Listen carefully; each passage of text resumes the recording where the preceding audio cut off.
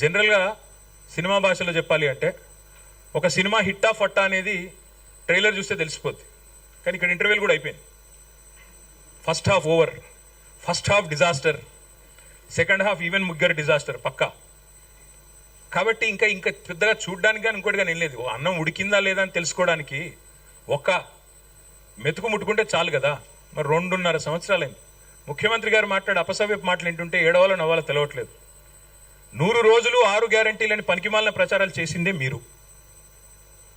ఆర్థిక పరిస్థితి ఏంటి అంటే మా కాంగ్రెస్కు అపారమైన అనుభవం ఉంది, మేము చాలా పెద్దవాళ్ళం, మా తాతలు నేతులు తాగారు, మా మూతుల వాసన చూడండి, చాలా కాలం నడిపాం, నిర్విఘ్నంగా నడిపాం ప్రభుత్వాలను, మాకున్న అమోఘమైన ఆర్థిక పరిజ్ఞానంతో అద్భుతాలు సృష్టిస్తాం, ఇదే ఉంది, 6 గ్యారంటీలు అనాయాసంగా ఇస్తామన్నారు 100 రోజుల్లో.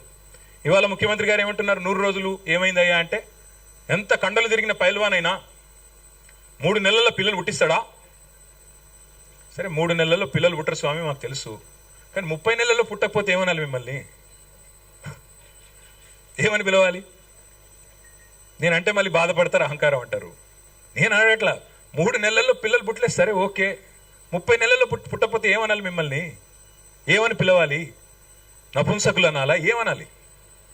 ఏమని పిలవాలి? వాళ్ళు ఎంత దరిద్రమైన పరిస్థితి అంటే తెలంగాణలో వడ్డించిన విస్తరిలాగా బంగారు పల్లెల్లో పెట్టి అప్పచెప్పాం మీకు రాష్ట్రాన్ని. లెక్కలు కూడా నేను నా దగ్గర చెప్పండి, మొత్తం కాగితాలన్నీ తెచ్చాను, కొంతమంది అనుమానాలు ఎక్కువ ఉంటాయి కాబట్టి తెచ్చాను అవి కూడా.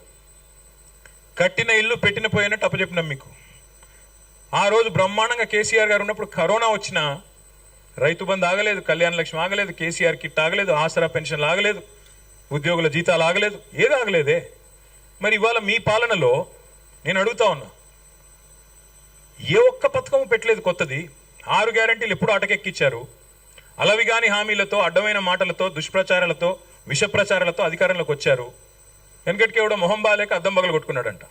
అట్లా ఈయన కూడా పరిపాలన చేత కాదు, కప్పం కట్టడం ఒకటి తెలుసు, ధాన్యం సంచులు కొనే తెలివి లేదు, ధనం సంచులు ఢిల్లీకి మోసేది తెలుసు. అందుకే ఇవాళ ఏం చేస్తున్నాడు? ఏమీ లేదు. తెల్లారు లేస్తే కేసీఆర్ నామస్మరణ, అదేదో పాట ఉంటుంది హిందీ పాట, తునే క్యా కియా అంటే తేరా నామ్ లియా తుజే యాద్ కియా అని. 2.5 ఏళ్ల నుంచి ఎక్కడ బాలల దినోత్సవానికి పోయినా అక్కడ కేసీఆర్ నామస్మరణే, స్వాతంత్ర దినోత్సవానికి పోతే కేసీఆర్ నామస్మరణే. తప్పను చేసింది ఏముంది? 2.5 ఏళ్ళు మొత్తం తిరోగమనమే తప్ప పురోగమనం ఎక్కడిది? ఒక్కసారి చూడండి. నేనేదో ఊరికి చెప్పట్లేదు, కాకి లెక్కలు చెప్పట్లేదు. SOTR is down, state own tax revenue is down, registration revenue is down, GST growth rate is down, vehicle sales revenue down. ఒకటే ఒక్క డిపార్ట్మెంట్ బాగా పనిచేస్తుంది, మీకు తెలుసు అదేందో, ఎక్సైజ్. మందు గమనం ఒక్కటే జోరు మీద ఉంది, మందగమనం మిగతాదంతా మందగమనమే. మందు గమనం మాత్రం జోరు మీద ఉంది, మిగతాదంతా మందగమనమే. ఇవాళ విచిత్రం, ఇంకా మాకు ఆశ్చర్యం ఎక్కడ అనిపిస్తుంది అంటే ప్రభుత్వం ఏమో హ్యాండ్స్ అప్ అన్నది, అన్ని డౌన్ కిందికి, నినాదం ఏమో రైజింగ్, తెలంగాణ రైజింగ్ నినాదం. మళ్ళీ ఇప్పుడు కాదు, నేను గెలిపించింది 2028 వరకు, నువ్వేమో 2047 కబుర్లు చెప్తున్నావు. 2047 తెలంగాణ రైజింగ్, నినాదం రైజింగ్, విధానం ఫాలింగ్. నినాదమే రైజింగ్, చూస్తే మొత్తం కింద లెక్కలు చూస్తే మాత్రం మొత్తం ఫాలింగ్. వరుసగా రెవెన్యూ లోటు 2 ఏళ్ళు. 2024-25లో రెవెన్యూ లోటు 9,420 కోట్లు, 2025-26లో 9,235 crores. నిన్న బట్టి విక్రమార్క గారు చెప్పినట్టు విన్నాను నేను, పైసలు లేవు, ఏమి చేయలేము, దివాలా తీసినాము అని చెప్తా ఉన్నారు. ఇంకా ఒక డైలాగ్ కొడతా ఉంటారు ముఖ్యమంత్రి గారు ఎప్పుడు, తొక్కుకుంటూ వచ్చినా. తొక్కినావు, తెలంగాణని పాతాలని తొక్కేసినావు, ఆల్రెడీ నువ్వు ఆర్థిక వ్యవస్థను తొక్కేసినావు, నువ్వు వచ్చిన తర్వాత చిదిమేశావు. కరోనా కాలంలో కంటే కూడా ఇప్పుడు కాంగ్రెస్ కాలంలోనే ఇంకా డేంజరస్ ట్రెండ్స్ ఉన్నాయి. ఇప్పుడు ఆర్థిక పరంగా చూసినట్టయితే కరోనా కంటే కూడా కాంగ్రెస్ డేంజర్ అనేది వాళ్ళ ప్రజలకు అర్థమైంది. స్వయం పాలనలో తెలంగాణ స్వయం పోషకంగా ఎదిగింది. 84% స్టేట్ ఓన్ ట్యాక్స్ రెవెన్యూస్తో highest SOTR in the country Telangana. కేంద్రం దిక్కులు చూసే అవసరం లేకుండా తీర్చిదిద్దారు కేసీఆర్. తెలంగాణ స్వయం పోషక రాష్ట్రంగా తన కాళ్ళ మీద, మేము సెల్ఫ్ డబ్బాలు కొట్టుకోలేదు, సెల్ఫ్ రిలయంట్గా ఎదిగాం. సెల్ఫ్ డబ్బాలు కొట్టుకోకుండా సెల్ఫ్ రిలయంట్గా తెలంగాణ ఉండాలని ప్రయత్నం చేశాం. అందుకే దేశంలో హైయెస్ట్ SOTR తెలంగాణ. ఇవాళ చూస్తే మరి ఒకటిగా నేను చెప్పమంటే లెక్కలు చాలా ఉన్నాయి. 23-24 నాటికి SOTRలో మరి దేశంలో నెంబర్ 1 తెలంగాణ. 10 ఏళ్ళు టాప్ స్టేట్ ఆర్థిక పరంగా చూసినట్టయితే. మరి ఇప్పుడు గత 2.5 ఏళ్ళు కాంగ్రెస్ ఏళ్ళలో ఏం జరిగింది?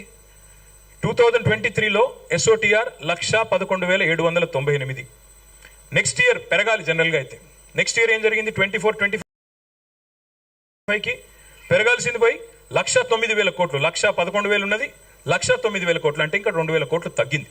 ఇక 26లో మరి ఏమవుతుందో చూడాలి.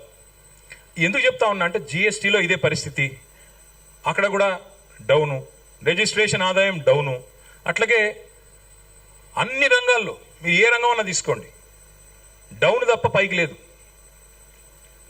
ముఖ్యమంత్రి గారు రాష్ట్ర ప్రభుత్వం అడ్వర్టైజ్మెంట్లు ఇస్తూ ఉంది. ఏమని?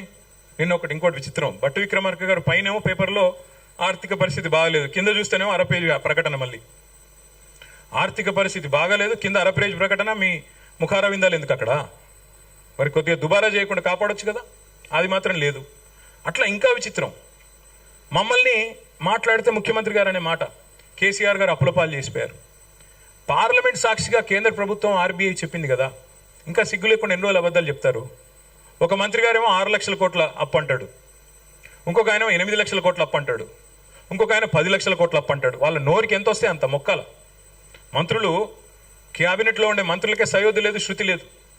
ఒక ఆయనేమో 60,000 ఉద్యోగాలు ఇచ్చామంటారు ముఖ్యమంత్రి గారు, 70,000 ఉద్యోగాలు ఇచ్చామని పొన్నం ప్రభాకర్ గారు అంటారు, 80,000 ఉద్యోగాలు ఇచ్చామని శ్రీధర్ బాబు గారు చెప్తారు, లేదు 1,00,000 ఉద్యోగాలు ఇచ్చామని చెప్పి మహేష్ కుమార్ గౌడ్ గారు చెప్తున్నారు. వాళ్ళ ప్రభుత్వానికి పార్టీకి శృతి లేదు, లయ లేదు. క్యాబినెట్లో ఉండే సహచరుల మధ్యన కూడా ఇవాళ కనీసం సయోధ్య లేదు. ఇది వాస్తవం. అది అప్పుల విషయంలో అంతే అబద్ధాలు, ఉద్యోగాల విషయంలో అంతే అబద్ధాలు. కానీ ఒకటి మాత్రం దివ్యంగా చేస్తున్నారు, మేము మొత్తం 10 ఏళ్లలో 9.5